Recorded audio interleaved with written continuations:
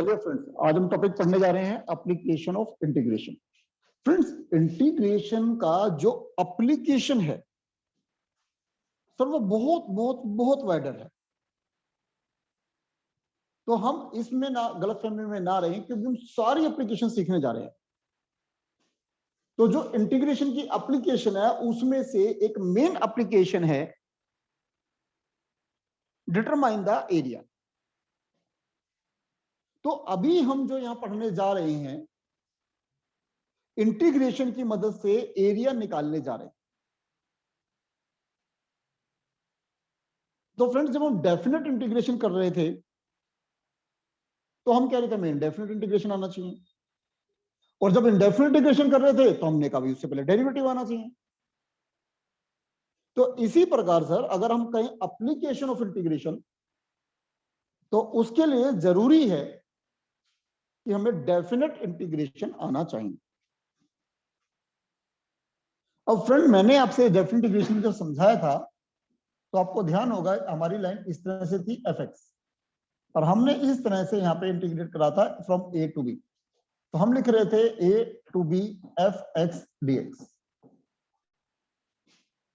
तो आप ये मानिए सर, ये जो आपने ए से बी जो निकाला था ये एरिया ही निकाला था।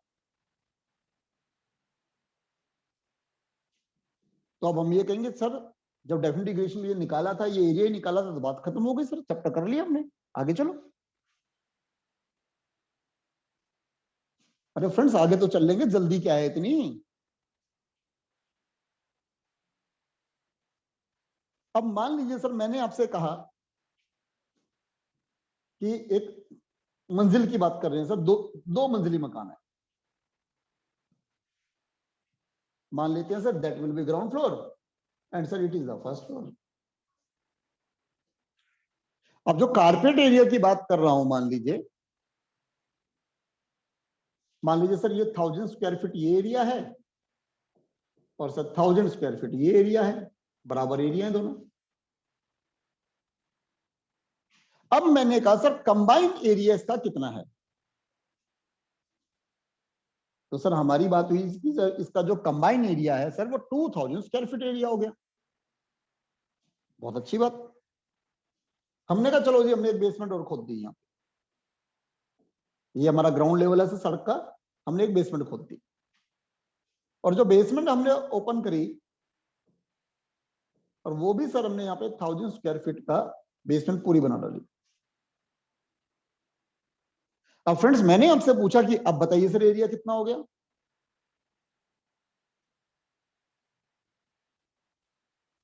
तो एक ने मुझे जवाब दिया सर 1000 स्क्वायर फीट। हमारा दिमाग चकरा गया कि भाई ये नई कैलकुलेशन कहां से, 1000 स्क्वायर फीट कैसे हो गया। 2000 तो ये पहले ही था, और अगर ये 1000 और ऐड कर देता हूं,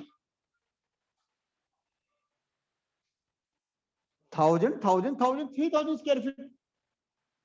फिर भी मेरा मन करा कि चल भाई सामने वाले को बोलने का मौका तो दें एक बार। तो मैंने उससे पूछा भाई बता ये एरिया कैसे निकाल दिया।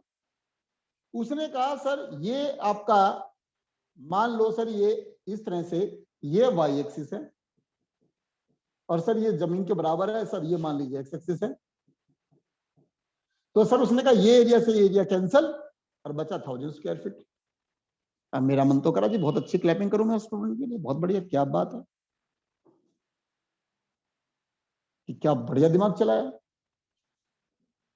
तो सर ये आपका 3000 स्क्वायर फीट एरिया है। तो यही डिफरेंस है सर डेफिनेट इंटीग्रेशन में और एप्लीकेशन ऑफ इंटीग्रेशन में।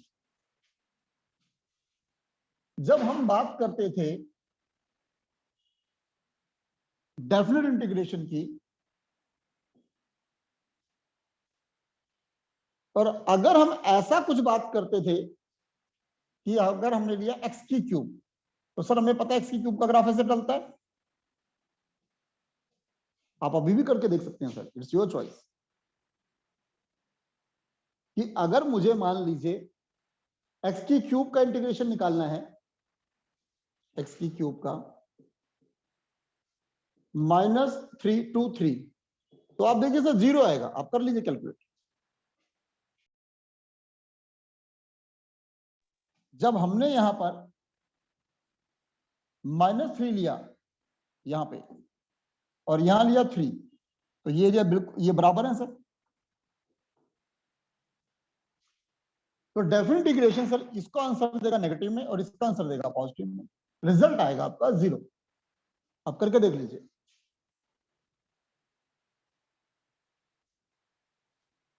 लेकिन फ्रेंड अगर यही क्वेश्चन होता है, लेकिन क्वेश्चन में पूछने का जो तरीका है सर वो अगर चेंज हो जाता है, और इस क्वेश्चन में पूछने के तरीके में चेंज करके वो क्या पूछता है हमसे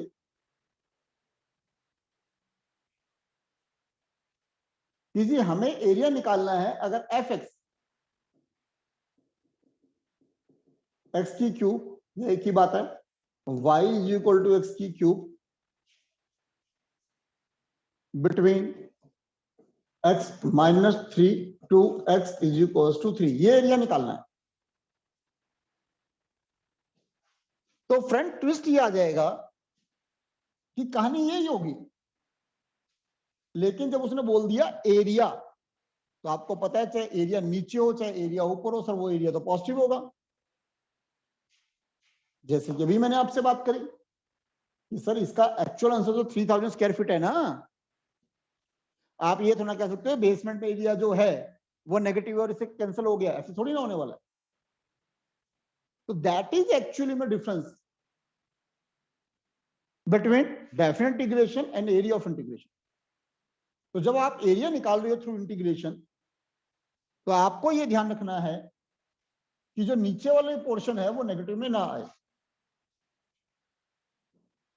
तो रिजल्ट ये होगा जब हम इसका इंटीग्रेशन निकालेंगे,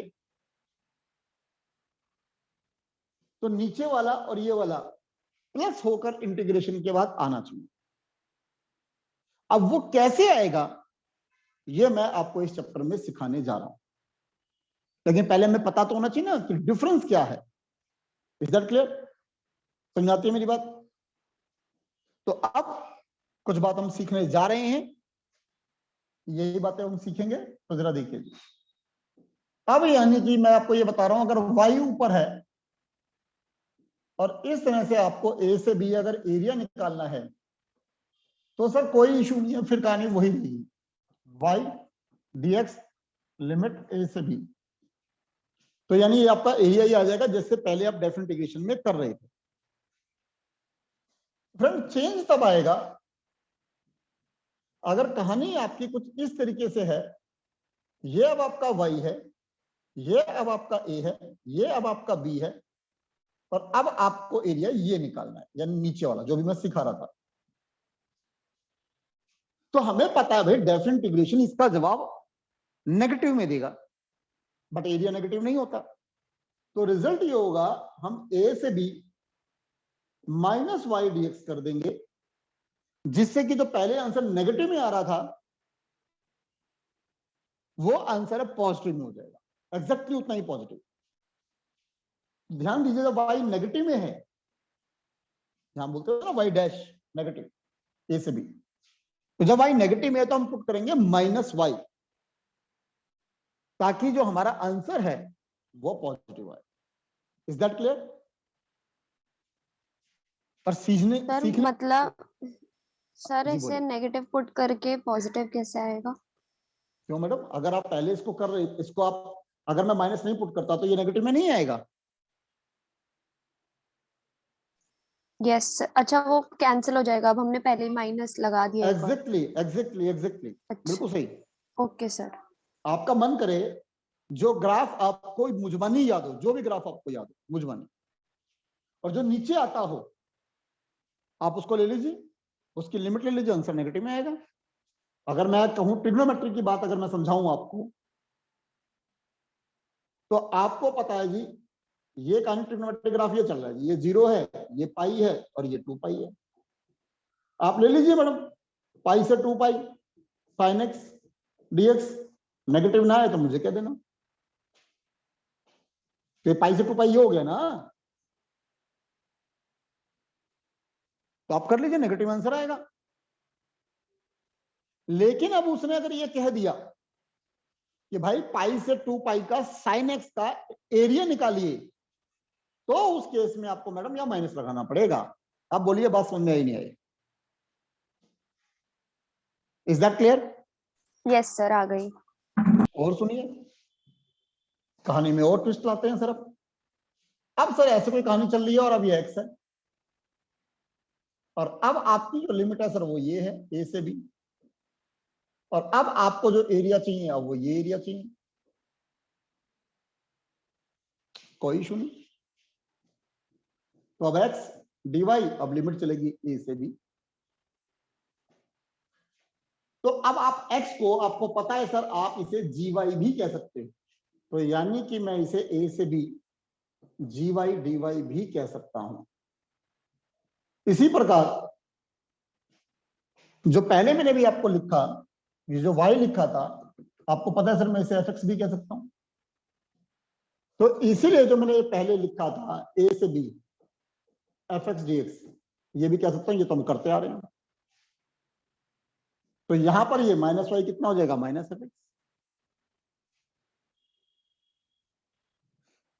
अब यहां पे आपका x क्या है, पॉजिटिव है। और थोड़ा समझते हैं। मान लीजिए कहानी में ट्विस्ट ये है कि अब आपका जो फंक्शन है वो x इस तरह से फंक्शन है, ये लीजिए इस तरह से एक फंक्शन है, लेट x जी वाई।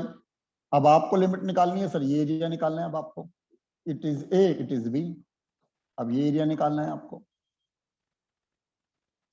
तो अब मैंने क्या कहा, a टू b y पे है, तो x dy। लेकिन अब ये आंसर आपको नेगेटिव देगा सर, आप करके देख लीजिए कोई भी कर, क्योंकि यहाँ पे x क्या है, यहाँ पे x नेगेटिव है। इसलिए मैं अब क्या करूंगा, अब यहां माइनस से मैं मल्टीप्लाई करूंगा। आया समझ में? तो अब ये भी कह सकता हूं, या मैं इसको ये भी कह सकता हूं, ए से बी माइनस जी वाई और डी वाई। तो बस केवल इसी बात का डिफरेंस है डेफिनेट इंटीग्रेशन में और एप्लीकेशन ऑफ इंटीग्रेशन। कि जब एप्लीकेशन इंटीग्रेशन में जब हम किसी फंक्शन का अगर हम एरिया निकाल रहे हैं, तो हमें ये देखना पड़ेगा कि उस लिमिट में वो फंक्शन पॉजिटिव है या नेगेटिव। अगर उस फंक्शन में वो पॉजिटिव है तो कोई इशू नहीं है, सिंपल निकल जाएगा।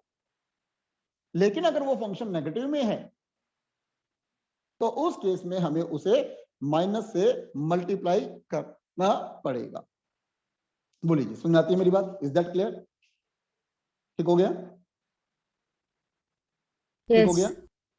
चलिए, अब जब हम डेफिनेट इंटीग्रेशन करेंगे तो हमारे यहां बहुत सारे पुराने कॉन्सेप्ट जो हैं सर वो यूज होने वाले हैं।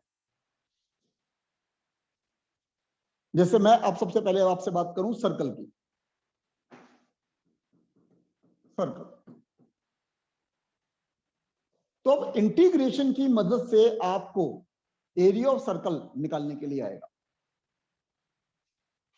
अब अगर आप ध्यान करेंगे 11th क्लास को, तो सर्कल को मैं यहां दो हिस्सों में डिवाइड कर रहा हूं। क्या? Having centre with origin, otherwise. आया ध्यान? अब जो उसका सेंटर ओरिजिन पे होता था तो हमारी इक्वेशन होती थी एक्स स्क्वायर प्लस वाई का square is equal to r का स्क्वायर। 11th में सर मैंने एक एक बात का आपको लॉजिक दिया था, आपको ध्यान होगा। लेकिन फ्रेंड अगर सेंटर ओरिजिन नहीं है, ये वाला केस कौन सा था हमारा, जब मैं इसकी बात कर रहा हूं आपसे,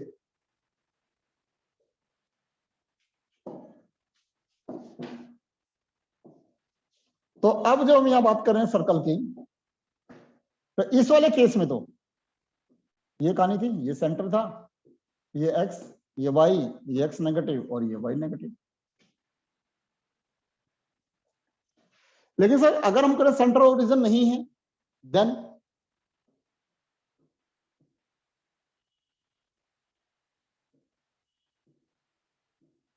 आया ध्यान कि भाई ये एक्स नेगेटिव, ये वाई नेगेटिव, ये जो इसके सेंटर पॉइंट हो गए एच कोमा के, इसका मतलब कि भाई ये एच है, ये के है,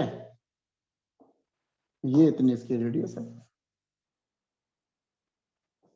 तो अब इनका एरिया अगर हमें निकालना पड़े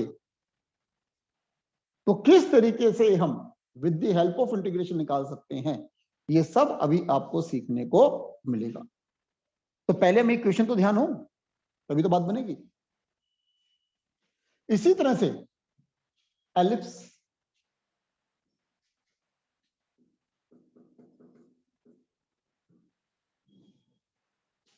अब आपको पता है सर, अगर मैं कहूं x का स्क्वायर अपॉन a का स्क्वायर, y का स्क्वायर अपॉन b का स्क्वायर इज इक्वल टू 1,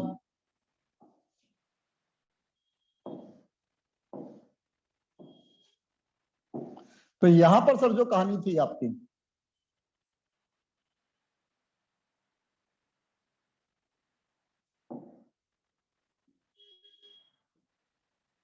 जो सेंटर है वो ओरिजिन हो गया, ठीक कह रहा हूं। और अगर मान लीजिए, तो ये तो कोई जरूरी नहीं ना कि एलिप्स का जो सेंटर है वो ओरिजिन ही होगा। अब सर यहां कहीं और है,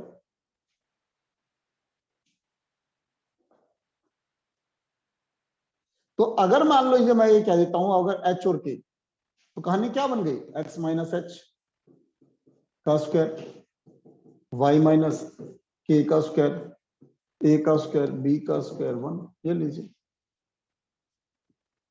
तो ये एलिप्स हो गया जिसका सेंटर सर ओरिजिन नहीं है। तो अभी मैं केवल आपको सिर्फ रीकैप करा रहा हूं, जो हम पहले पढ़ चुके हैं, इसकी जरूरत पड़ेगी। सर पैरा बोलो। सर एक बार पिछली वाली स्लाइड दिखाना। सर लास्ट स्लाइड दिखा।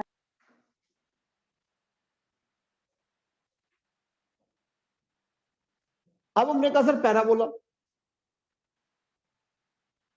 तो हमें पता है सर y का square is equal to 4ax। अब जो सर y का square is equal to 4ax है, तो आपको पता है सर वर्टेक्स विद ओरिजिन था, डायरेक्ट सर यहां थी x इज इक्वल टू इस तरह से करके। तो ये सारे कॉन्सेप्ट जो हैं वो काम आएंगे।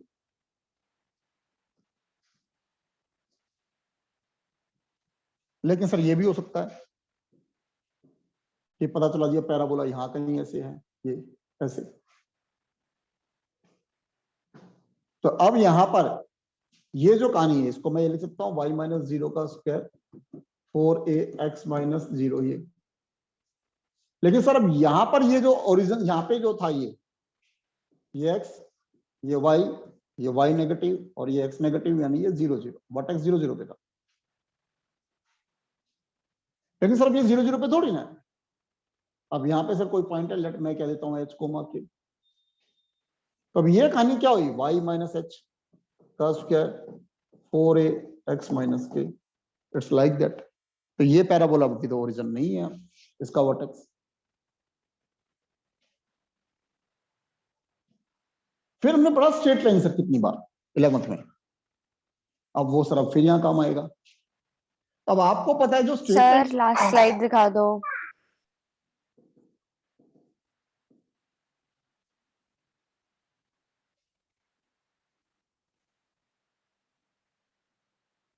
सर ये आपने ऊपर क्या लिखा है, y माइनस 0 का होल स्क्वायर। ये तो मैं ये समझा रहा हूं ना कि अगर वर्टेक्स 0 0 है तो ये और ये एक ही बात तो हो गई, ध्यान से देखो। अच्छा ओके सर, ओके सर। अब यहाँ पे 0 0 पे थोड़ी ना, 0 0 तो ये है। अब यहाँ पे जो वर्टेक्स है वो h और k है।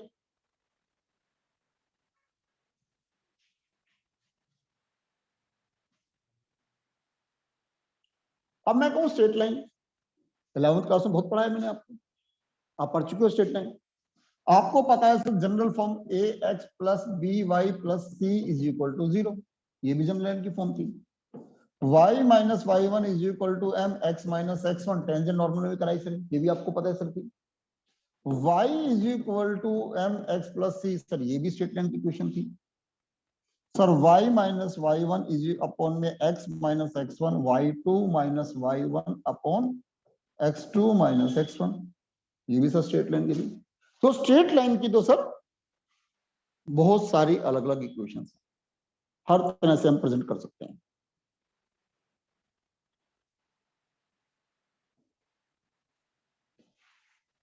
तो कहानी में ट्विस्ट ये है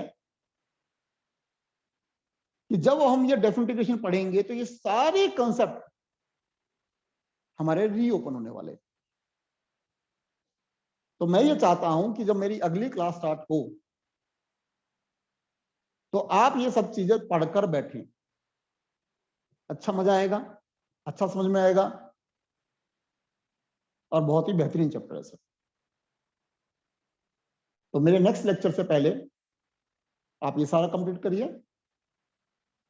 ये सारी चीज अपनी रिकैप करिए दोबारा से, क्योंकि ये सारे कंसेप्ट डेफिनेट इंटीग्रेशन के अंदर दोबारा अप्लाई होंगे। ठीक है, तो आप अगली क्लास तक वेट करिए और अब मैं मान दूंगा आप ये सारा कंप्लीट करके बैठेंगे, नेक्स्ट क्लास में हम आगे करेंगे। ठीक है, चलिए बाय। Thank you.